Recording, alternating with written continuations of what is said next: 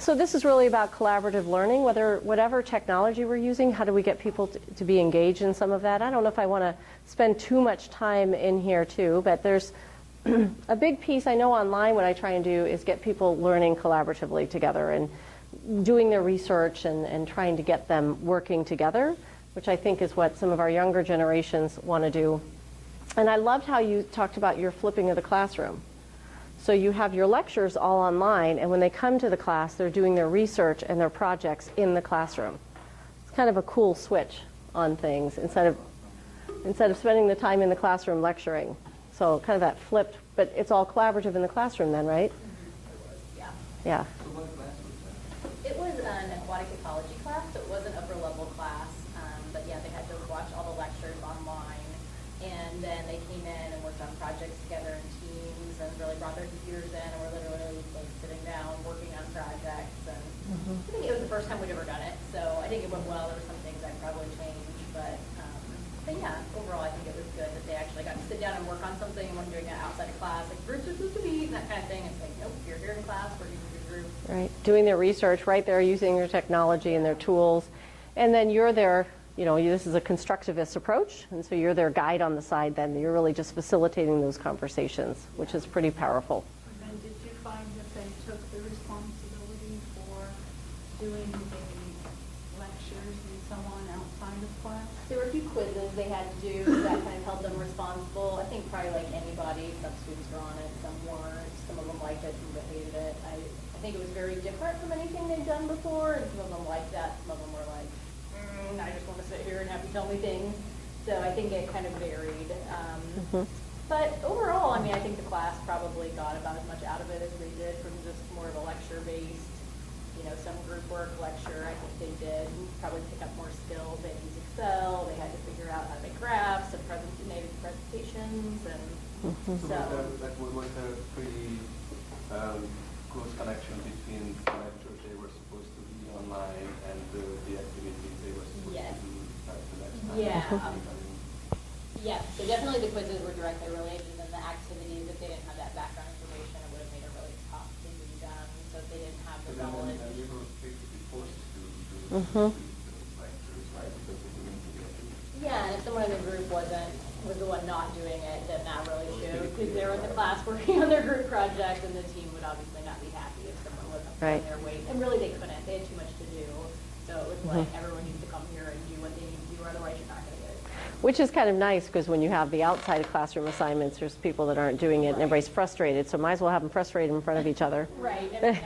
That accountability, a little bit of accountability built in. I like how you flip that. But that whole collaborative learning we know is really powerful.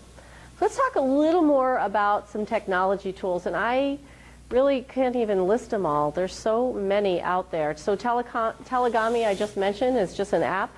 You just download an app and you can create these telegamis, these little avatars, and they're pretty cool. I've created a few. I've got a few here, a few things that I'll share with you.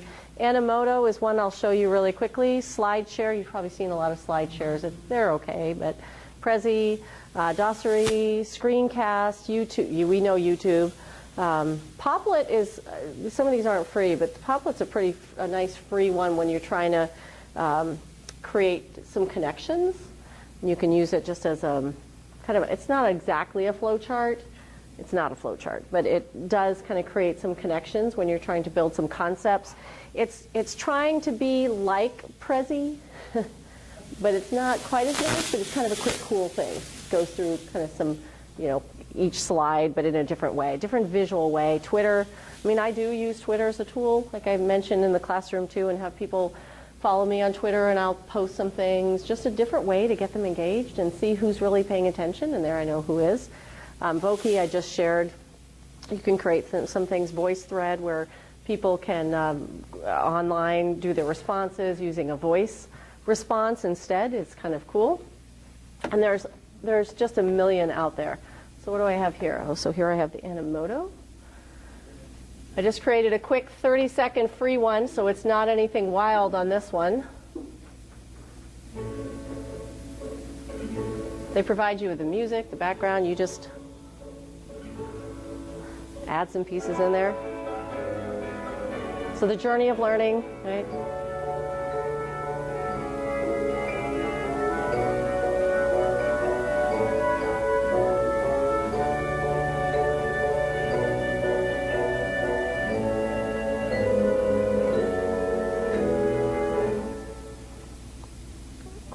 quick and easy. Yeah, that was the 30 seconds. So it'll tell you when you're out.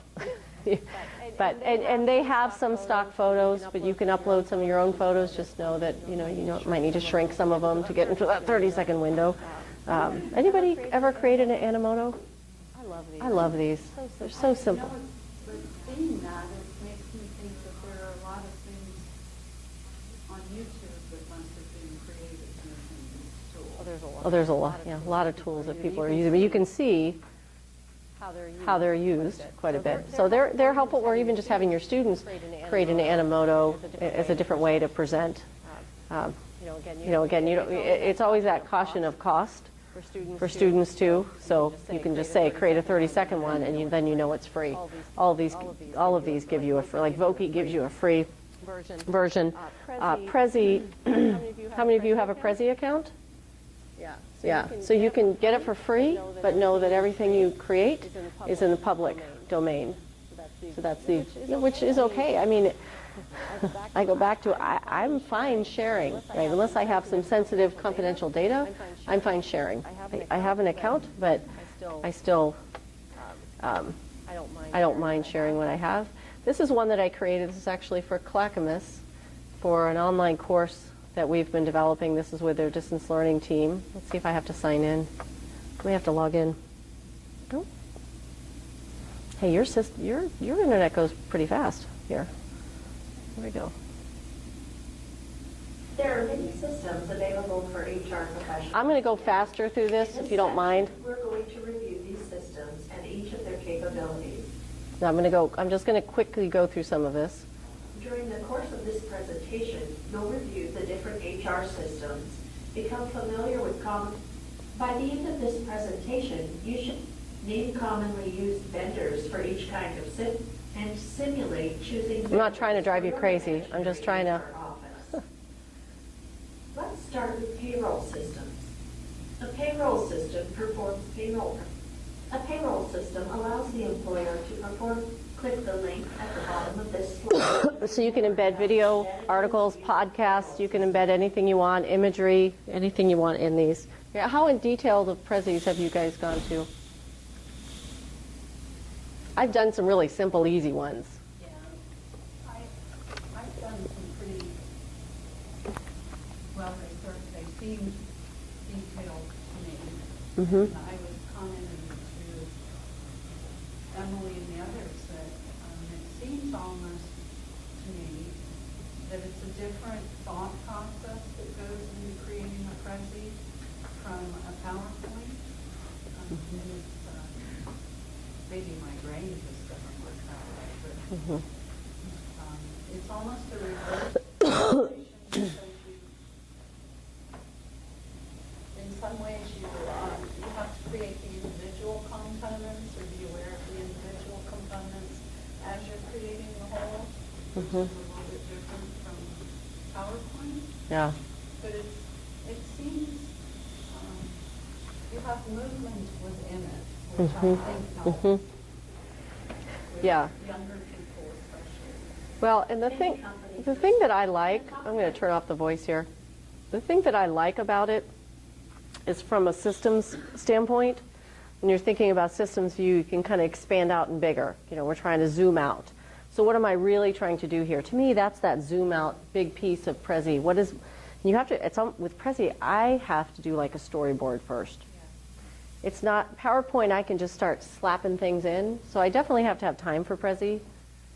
And I use it intentionally for certain things because I want to kind of go big and I want to be able to zoom in, zoom out, zoom in, zoom out. Could you put tests within your You can put anything in there. I mean, it's a file attachment or a video attachment or image attachment. Okay. So you can put some things in there. They may have to save it and post it or something. Okay. But yeah, you can pretty much put a lot of cool things in there. Because I've taken a lot of online training, security and things like that. It's packaged really, really well. And everything's, again, that where you get a pocket of information, and then you get a test. And then it's all just kind of pocket test, Right. pocket test, until you get it all done. Yeah. You know, there's, and I don't know. I mean, when I'm developing some e-learning, I do things in Moodle like you guys do, and use Moodle as much as I can. And I include videos and articles, and I add my little Vokeys and Animotos, and I try and make it a little interesting in my Moodle. And I added pictures. You know, I love Moodle too because you can do so much more that can visually enhance your modules and your weeks. So I was trying to have some sort of a relevant picture that draws them in, and then, you know, whatever discussions or things that we have embedded in there. And I used to include PowerPoints and all sorts of things. I'm like, gosh, there's getting to be so much. I need to kind of start cinching this up a little bit better for the learners. But I also develop e-learning that is, you know, there's student to student, there's student to content, there's student to teacher learning in these different ways. And I develop e-learning that's just student to content, where they're only in the material. They are not talking to anybody. Gen X loves them. They love these e-learning modules. And they're only in there. So I have to do a lot more creative, innovative solutions. So with some of the software that I've been able to use, authoring tools, I mean, I know there's Captivate and there's Articulate Storyline, which is nice. SoftChalk is what we've been using on this one particular Clackamas project, and I love it. I can create all these crossword puzzles, which you can go online, by the way, and get free crossword puzzles and create and then attach in there and they finish. You can do word clouds. You can do all sorts of really cool things for students, but I'm trying to find things that will keep them engaged that are kind of cool, depending on the audience, right? So we also, you know, and I don't know if anybody brought this up while I was in the hall, but we also have to be very aware, like where I live, I can only get dial-up. Right. Yeah. So giving them something that they have to download, you know, like, that it's too tricky or too... Right.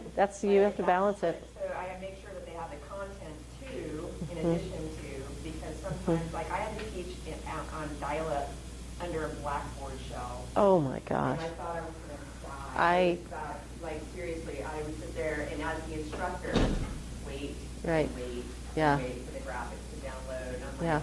oh my gosh. Yeah. Yeah, I could go to the library, but you're home. It's an online Right. class. You want to Right. be home, you know? It's like... Well, and that's, you know, in rural communities and just understanding them. You guys, I'm just sharing some things you could do, but you have to know your audience and their technological capabilities and sensitivities to that too. So hopefully we'll get to a point in the next handful of years that these will be moot points. We're getting there. So the Prezi showed you